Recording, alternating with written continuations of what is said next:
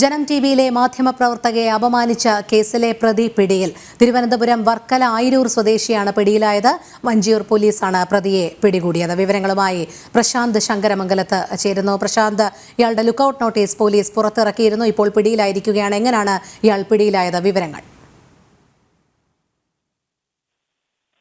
Rohini, Vanchiyoor police നടത്തിയ അന്വേഷണത്തിലാണ് പ്രതി പിടിയിലായിരിക്കുന്നത്. വർക്കല അയിരൂർ ഭാഗത്ത് നിന്നാണ് പ്രതിയെ അറസ്റ്റ് ചെയ്തിരിക്കുന്നത്. ഇപ്പോൾ തിരുവനന്തപുരത്തേക്ക് വഞ്ചിയൂർ പോലീസ് സ്റ്റേഷനിലേക്ക് പ്രതിയെ കൊണ്ടുവരുന്നതായാണ് പോലീസ് അറിയിച്ചിരിക്കുന്നത്.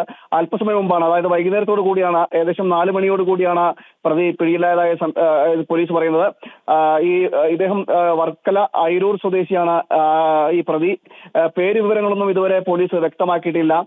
ഇപ്പോൾ വഞ്ചിയൂർ പോലീസ് സ്റ്റേഷനിലേക്ക് പ്രതിയെ കൊണ്ടുവരികയും ചെയ്യും. അതിനുശേഷം ഒരു ഐഡന്റിഫിക്കേഷൻ നടത്തും ഈ പ്രതിയുമായി. അതിനുശേഷമായിരിക്കും ഇതിൽ അറസ്റ്റ് നടപടികളിലെല്ലാം കടക്കുക എന്നാണ് പോലീസ് അറിയിച്ചിരിക്കുന്നത്. എന്തായാലും വളരെ ഈ മാധ്യമപ്രവർത്തകർക്ക് നേരെ ഒരു അപമാനിക്കുന്ന സംഭവം ഉണ്ടായത്. കഴിഞ്ഞ ദിവസമാണ് ഇത്തരത്തിലൊരു സംഭവം ഉണ്ടാകുന്നത്.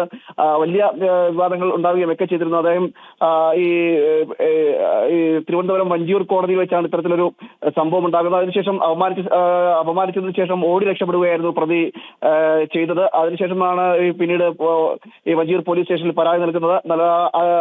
അതേ തുടർന്ന് നടത്തിയ അന്വേഷണത്തിലാണ് ഇപ്പോൾ പ്രതി പിടിയിലാകുന്നത്. വർക്കല ഭാഗത്തു നിന്നാണ്. വർക്കല അയിരൂർ സ്വദേശിയാണെന്നാണ് പ്രാഥമികമായി ഇപ്പോൾ നമുക്ക് ലഭിക്കുന്ന വിവരം. പേര് വിവരങ്ങളൊന്നും ഈ പോലീസ് ഇതുവരെ വ്യക്തമാക്കിയിട്ടില്ല. എന്തായാലും പ്രതിയുമായി വഞ്ചിയൂർ പോലീസ് സ്റ്റേഷനിലേക്ക് എത്തുന്നു എന്നാണ് നമുക്ക് ഇപ്പോൾ ലഭിക്കുന്ന വിവരം. അതിനുശേഷമായിരിക്കും മറ്റു നടപടികളെല്ലാം കടക്കുക. രോഹിണി. ശരി പ്രശാന്ത്. ജനം ടിവിയിലെ മാധ്യമപ്രവർത്തകയെ അപമാനിച്ച കേസിലെ പ്രതി പിടിയിൽ. തിരുവനന്തപുരം വർക്കല അയിരൂർ സ്വദേശിയാണ് പിടിയിലായത്. വഞ്ചിയൂർ പോലീസാണ് പ്രതിയെ പിടികൂടിയത്. പ്രശാന്താണ് വിവരങ്ങൾ നൽകിയത്.